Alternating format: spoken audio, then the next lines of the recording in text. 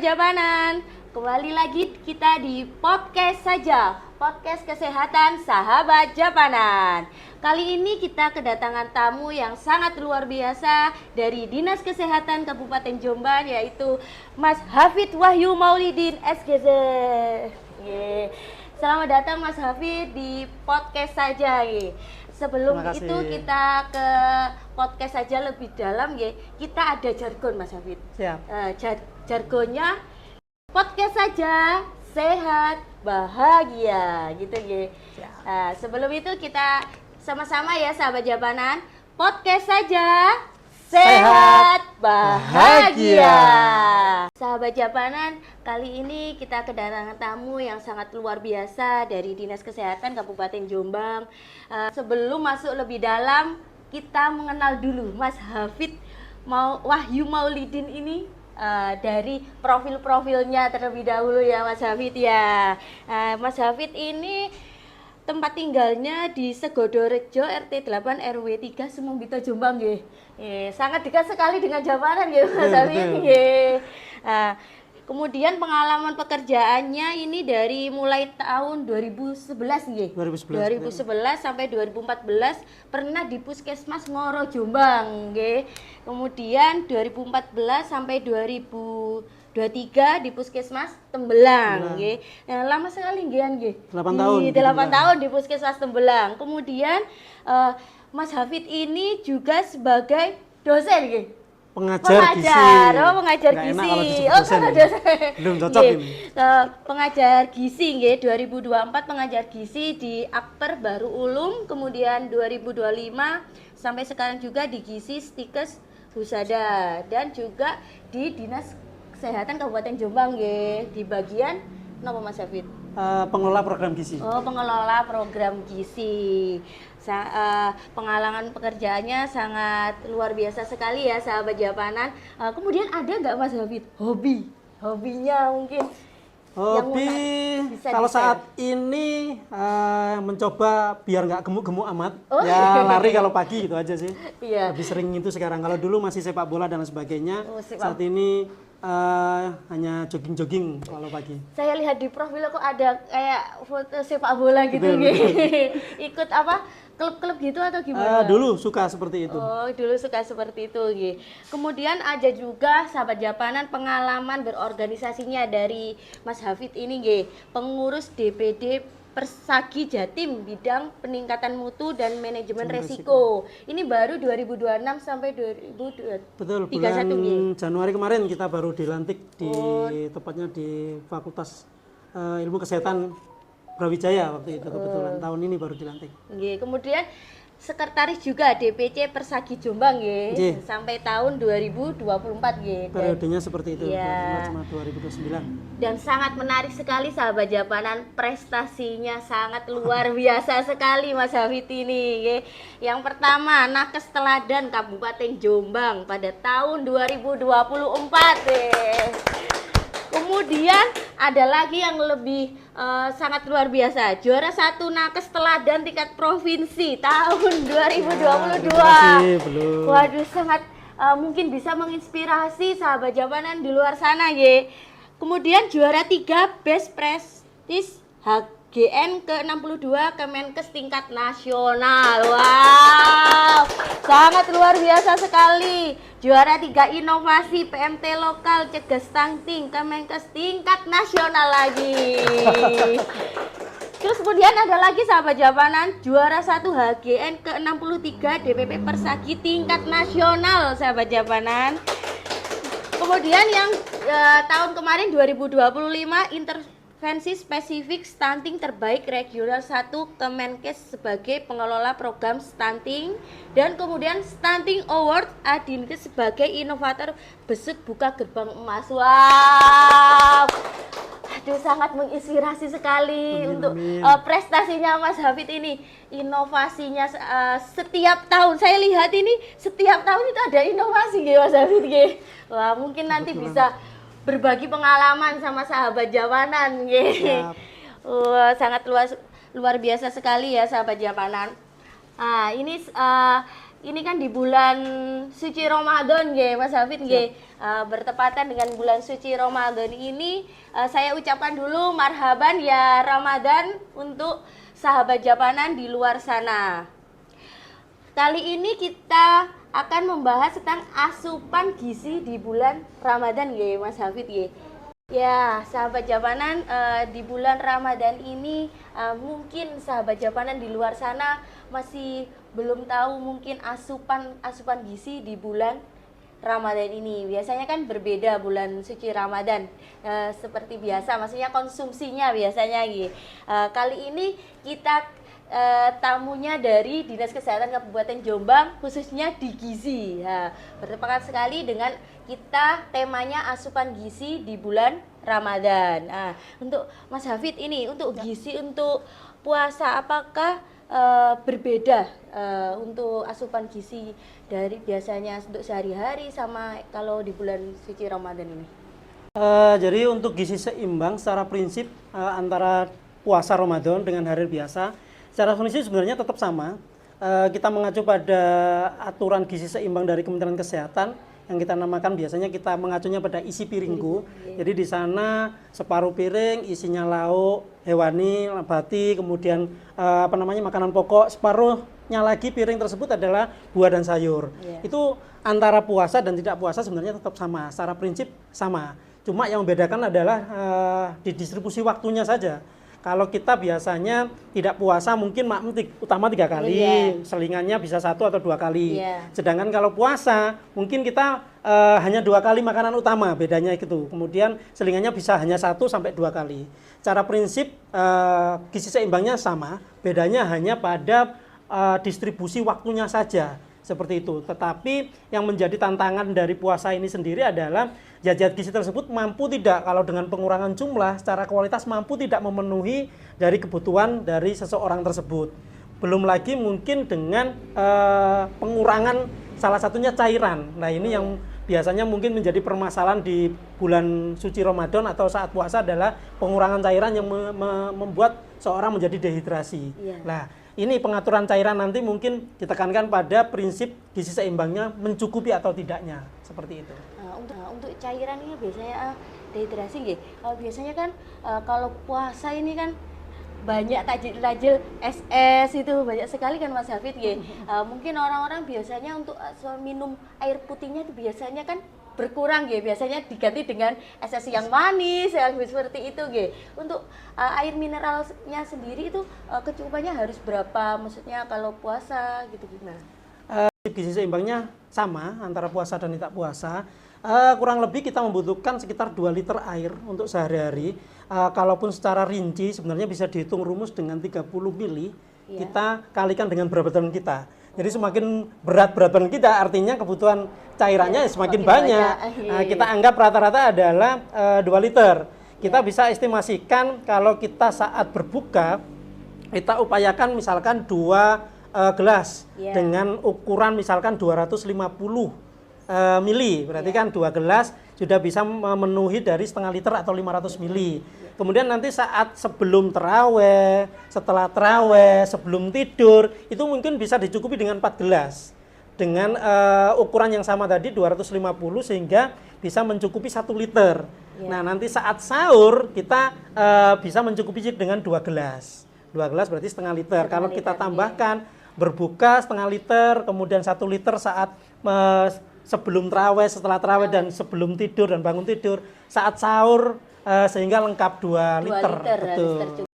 Tercukupi ya, itu sahabat Japanan nggih. Informasi untuk kecukupan air selama bulan suci Ramadan. Kemudian untuk selingan biasanya kan ada buah-buahan ya Mas Hafid nggih. Apakah buah-buahan ini juga ada kriteria buah-buahan yang harus dikonsumsi pada saat bulan suci Ramadan atau bagaimana? Jadi kegunaan buah salah satunya adalah pemenuhan serat. Selain vitamin ya tentunya. Kalau di puasa kita utamakan buah yang berserat tinggi. Sangat banyak buah yang berserat tinggi. Idealnya memang kita pilih dari buah yang segar. Karena ada buah yang segar dimakan secara langsung, ada yang di jus, ada yang disebutkan tadi es buah dan lain sebagainya, es teler dan sebagainya. Idealnya pemilihan utama memang di buah segar. Kenapa? Karena seratnya tidak banyak hilang. Kalau dengan jus, apalagi jus yang banyak yang sekarang kan blendernya halus sekali, kemudian seratnya malah dibuang dan lain sebagainya, malah itu seratnya yang berkurang. Belum lagi kalau kita perhatikan jus saat ini kan penambahan gula, penambahan susu kental manis, belum lagi kemudian seratnya dibuang dan lain sebagainya. Jadi rekomendasi paling bagus saat berbuka ya memang idealnya kita, karena permasalahan dehidrasi tadi, kita menambahkan air dulu. Kita mencukupi cairannya dulu, bisa air putih mungkin setengah gelas dulu, 1 gelas tadi 250 ml tadi, baru buah masuk. Nah buah ini kita harapkan yang mempunyai kadar gulanya yang rendah. Kadar gulanya yang tidak melonjak tajam, misalkan terlalu manis dengan gula dan lain sebagainya. Kita ikuti misalkan sunnah Islam, kita pakai kurma misalkan, mungkin bisa kurma, bisa semangka, kemudian bisa melon, kemudian hal-hal buah-buah yang tidak terlalu manis juga bisa digunakan seperti itu. Tapi lebih bagusan mama kalau kita langsung buah potong itu langsung dimakan atau di jus atau gimana? Walaupun di jus kadang kan kalau buat sendiri kan bisa tidak pakai gula. Kecenderungannya kalau kita pakai jus itu porsinya bisa lebih banyak. Nah, kalau tergantung tujuannya, kalau sasarannya kepingin diet, itu malah disarankan karena akan mengurangi porsi makannya dia. Tapi kalau dia posisinya kurang gizi nih, ya harusnya buahnya jangan terlalu banyak. Kalau di jus dengan jus berapa buah itu jadi satu kemudian dikonsumsi, maka porsi jusnya lebih banyak. Seperti itu ya sahabat Japanan ya, untuk selingan buahnya yang buah apa yang wajib dikonsumsi pada bulan suci Ramadan. Tapi itu ya terbaik itu tadi ya kayak sunnah Rasul gitu Mas Habib, air putih sama pertama air putih sama kurma gitu ya, karena memang kandungannya agar glukosa darah yang turun tadi agar segera kembali ke normal seperti itu. Iya. Kemudian ini Mas, kadang kan ada orang-orang pada waktu sahur itu biasanya males-malesan sahur, kemudian nanti pada waktu berbuka itu biasanya kayak balas dendam gitu, beli apa saja, masak apa saja banyak, terus kemudian dimakan pada waktu berbuka gitu. Mungkin ada efek samping. Secara agama ya mungkin kita berbicara hakikat puasa dulu. Memang hakikat puasa kan idealnya kita adalah menahan hawa nafsu ya. Jadi memang proporsinya kita bisa atur. Rata-rata orang sahur itu agak malas-malasan karena mungkin baru bangun tidur dan sebagainya. Misalkan kita porsi dalam sehari itu bisa 30% dulu. 30%, kemudian saat berbuka kita dari jumlah total makanan itu kita bisa menaruhnya 15% saat berbuka. Kemudian saat berbuka sebelum takjil tadi ya namanya ya, berbuka awal gitu ya, 15% dengan camilan dan kurma tadi. Kemudian waktu setelah sholat maghrib kita bisa menaruhnya 30 atau bahkan 40%. Setelah itu nanti setelah sholat isya dan sebagainya kalau makan lagi ataupun ngemil kita bisa menaruh 15%. Dan itu sudah mencukup 100% kebutuhan sebenarnya. Tapi ya tergantung lagi sama tujuannya kita. Kalau kita sebenarnya puasa ini kan momen untuk salah satunya detoksifikasi atau mengeluarkan racun-racun tubuh nih. Sama misalkan ada target, saya puasa pengen turun berat badan nih. Berarti ya jangan diambil porsi setelah sholat raweh tadi. Jadi mungkin bisa berkurang 15-20%. Nah itu jika dilakukan dengan baik dan teratur, yakin nanti berat badannya akan turun di akhir Ramadan. Seperti itu. Kalaupun dengan penambahan setelah taraweh, ya bisa jadi berat badannya malah nambah. Apalagi nanti setelah makan belum 2 jam tidur. Jadi idealnya memang tetap sahur, karena sahur ini adalah modal kita untuk beraktivitas sehari-hari. Meskipun sedikit tapi idealnya memang tetap sahur seperti itu. Apalagi yang dengan gangguan orang penderita MAH atau gastritis, ini malah diwajibkan agar pengosongan lambungnya tidak terlalu lama sehingga MAH-nya tidak kambuh atau gastritisnya muncul kembali. Mama ada orang yang mungkin ada riwayat gastritis itu Mas, apakah untuk konsumsi makanannya itu juga berbeda gitu? Maksudnya nanti mungkin ada tips-tips untuk yang penyakit gastritis itu untuk di bulan Ramadan ini gimana Mas? Ya, jadi memang gastritis ataupun MAH ini mungkin bisa pengaturan tersendiri ya, berbeda dengan orang yang tidak gastritis atau MAH. Salah satunya memang sahur tadi diwajibkan agar tidak terlampau lama. Berbukanya juga mendekati ataupun mepet di waktu berbuka, jangan ditunda seperti itu agar pengosongan lambungnya tidak terlalu lama, itu yang pertama. Kemudian terkait bahan ataupun isi makanannya tentunya berbeda. Bisa mungkin orang yang mah gastritis itu harus menghindari makanan yang terlalu banyak digoreng, kemudian makanan yang pengolahannya cepat, panasnya tinggi dan lain sebagainya. Kenapa? Karena nanti lambungnya akan susah untuk memprosesnya lebih lama dan lain sebagainya. Kemudian yang paling penting untuk di sisi gizinya adalah memilih bahan atau buah, sayur ataupun makanan yang tidak membuat asam lambungnya naik. Salah satunya makanan yang mempunyai gas. Jadi setelah makan itu timbul gas itu mungkin bisa di asparagus, bisa saji sawi, bisa hal-hal makanan yang lain yang memicu dengan makanan tersebut gasnya muncul. Kalau buah spesifiknya mungkin pada nangka, duren seperti itu bisa menaikkan asam lambung dengan gasnya keluar. Sehingga disarankan untuk memilih yang tidak menimbulkan gas. Masih banyak pilihan. Kalau sayur mungkin bisa memilih wortel, terong mungkin, kemudian sawi, kalaupun sawi putih memang ada sedikit sawi putih itu agak sedikit gasnya, pilih yang sawi yang putih bukan hijau gitu, seperti itu. Terus kayak yang kalau semama pedas-pedas gitu ya tetap nggak boleh ya? Betul, jadi memang selain gorengan, makanan yang bergas tadi, ya makanan yang pedas tentunya, makanan yang asam gitu ya. Kemudian kalau kita pada orang laki-laki ya suka ngopi dan sebagainya, itu cenderung memang akan menaikkan asam lambungnya seperti itu.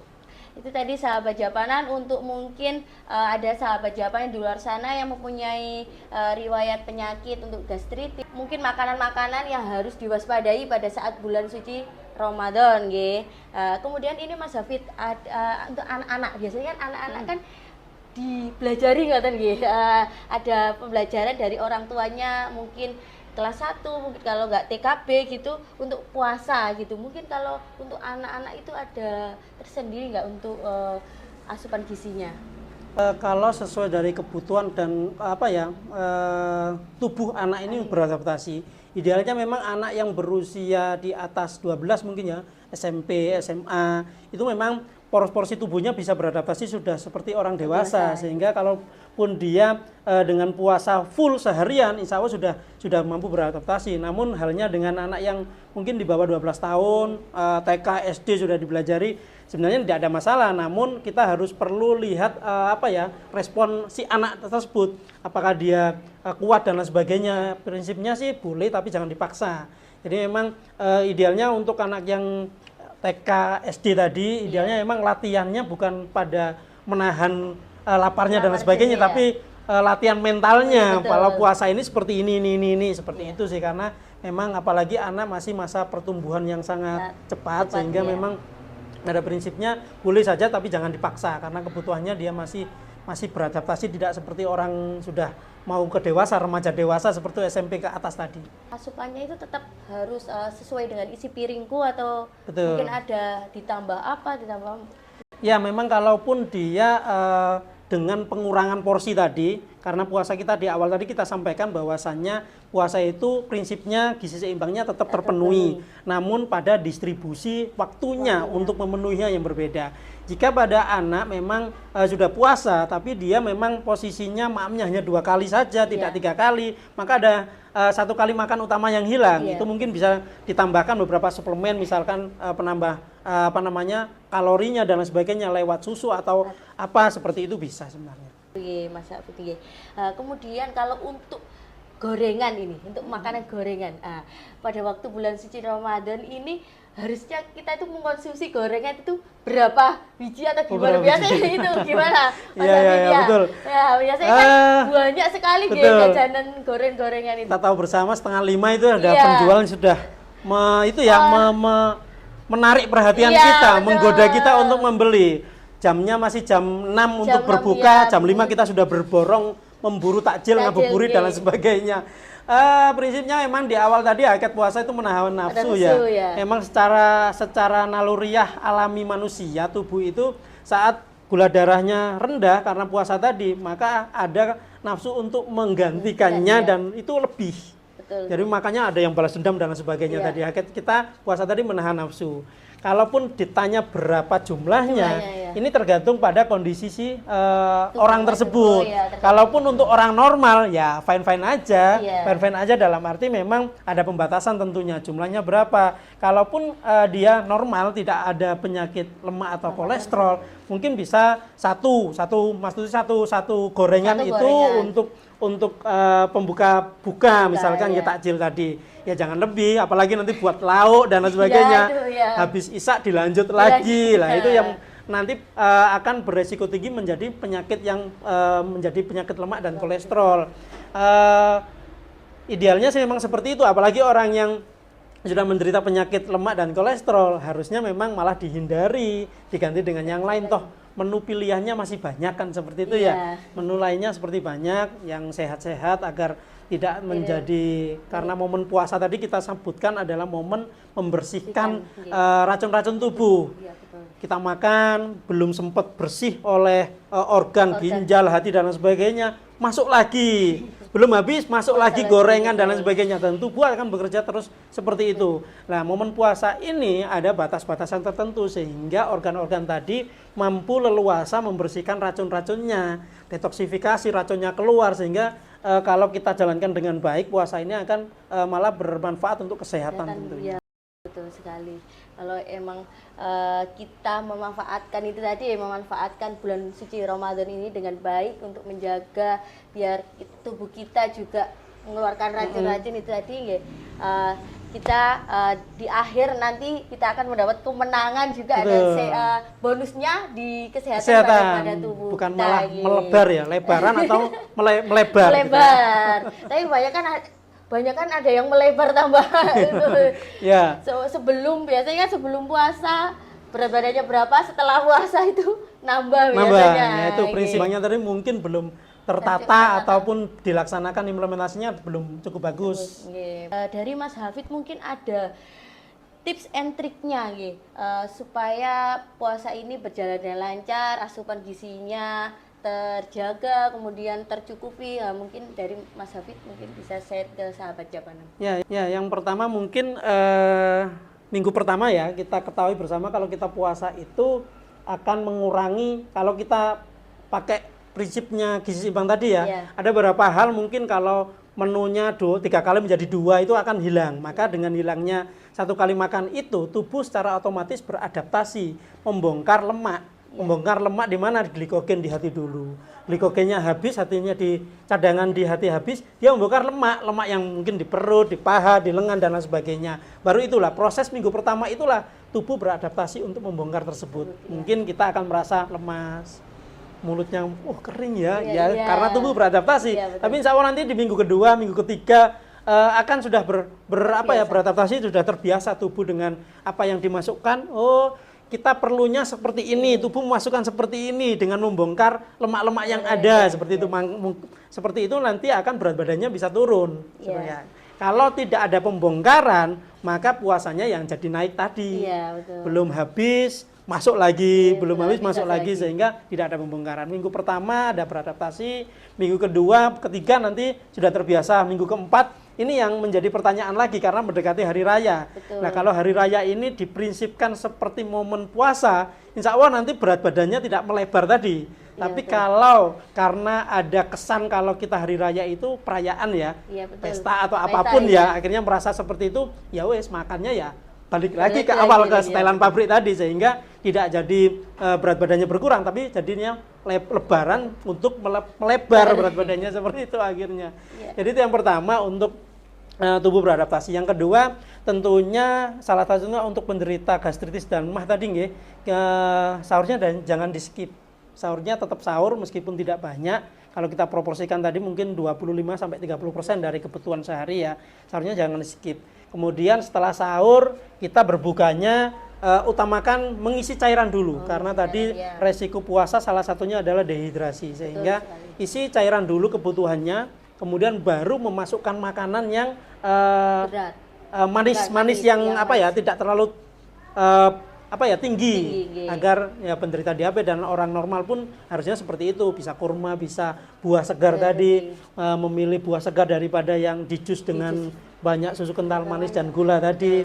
Kemudian dilanjutkan dengan buka yang menu utama setelah sholat mungkin ya, agar ada jeda. Kemudian saat taraweh ini tergantung orang tersebut aktivitasnya setelah taraweh. Kalaupun dia jam 9 sudah tidur, idealnya taraweh jam 8 lah selesai ya. Harusnya jangan makan lagi. Karena emang saran utama dari gizi seimbang adalah jeda makannya. Kita perlu menjeda 2 sampai 3 jam. Agar perlu diproses. Tidak hanya diproses, diserap tubuh. Setelah diserap baru kita bisa istirahat. 2 jam belum selesai makan sudah tidur, belum terserap, baru tercerna seperti itu. Maka idealnya memang kalaupun dia ada aktivitas setelah taraweh sampai malam misalkan, ya monggo disesuaikan dengan 2 jam sampai 3 jam tadi konsumsi baru tidur. Seperti itu. Biasanya kan kalau setelah taraweh terus tadarus, terus kemudian ada makan makanan ya, terus tidur ya. Terus tidur. Tidur. Ya memang idealnya kita tidak mengkonsumsi itu kalaupun jam tidurnya sudah mendekati 2 sampai 3 jam. Setelah seperti itu jangan lupa cairannya tadi diupayakan ya. 2 gelas saat sahur, 4 gelas di waktu sebelum taraweh dan setelah taraweh, 2 gelas saat berbuka, sehingga 8 gelas sehari atau 2 liter sehari dapat tercukupi. Yang terakhir, berdasarkan prinsip gizi seimbang, selain keanekaragaman makan, kita makan bervariasi, kemudian ada yang namanya PHBS, cuci tangan dan lain sebagainya. Yang ketiga itu jangan dilupakan aktivitas fisik ringan minimal 30 menit lah. Jadi bukan halangan kita puasa itu rebahan terus jadi tidur, katanya tidur ibadah gitu ya. Tapi kan kalau seharian full tidur kan ya buatan bagus ya Mas. Seperti itu. Ya. Betul. Jadi itu tadi tips and triknya dari Mas Hafid ya. Yang pertama adaptasi tubuh. Betul. Ya, adaptasi tubuh, kemudian jangan lupa sahur ya, jangan dilupakan.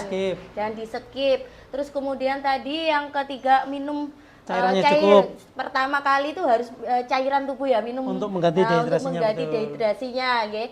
Kecukupannya untuk air mineralnya 2 liter nggih Mas. 2 liter 2 liter untuk di bulan Ramadan ini. Kemudian yang keempat tadi aktivitas fisik dan jangan lupa cuci tangan nggih. Ya, jangan lupa cuci tangan pakai sabun dan di air mengalir nggih. Jangan sama berbuka puasa kemudian buru-buru langsung ngecomot makanan gitu. Biasanya kan gorengan sudah di tata-tata di atas meja kan Mas Hafid nggih. Kemudian langsung aja makan camilan-camilan ya, lupa dengan cuci tangannya. Seperti itu ya sahabat Japanan untuk tips and triknya dari Mas Hafid ini. Mungkin nanti kalau bisa diterapkan untuk sahabat Japanan di luar sana, mungkin nanti puasanya bisa sesuai dengan ibadah, kemudian tubuh juga mengalami menjadi lebih sehat, berat badannya mungkin bisa turun. Berat badannya itu mungkin pada cewek-cewek Mas Hafid ya. Biasanya cewek-cewek, waduh nanti pada waktu lebaran itu kalau berat badannya sampai melebar itu ya. Biasanya untuk cewek-cewek menjaga untuk porsi makanannya gitu nggih. Lupa untuk gizi seimbangnya harus tetap terjaga, jangan sampai dikurangi ataupun dilebihkan. Karena berlebihan itu juga tidak baik ya Mas Hafid ya, menurut Islam juga ya. Yang terlalu berlebihan itu juga tidak baik. Terima kasih Mas Hafid di penghujung acara ini kita sudah mendapatkan ilmu, mungkin sharing-sharing dengan Mas Hafid. Trik and tipsnya untuk di bulan suci Ramadan untuk asupan gizinya ya. Dan terakhir Mas Hafid, biasanya kita di podcast saja ini ada kata-kata mutiara atau kata-kata motivasi untuk sahabat Japanan di luar sana ya. Bisa mungkin Mas Hafid memberikan kata-kata mutiara untuk sahabat Japanan di luar sana. Ya. Monggo Mas Hafid.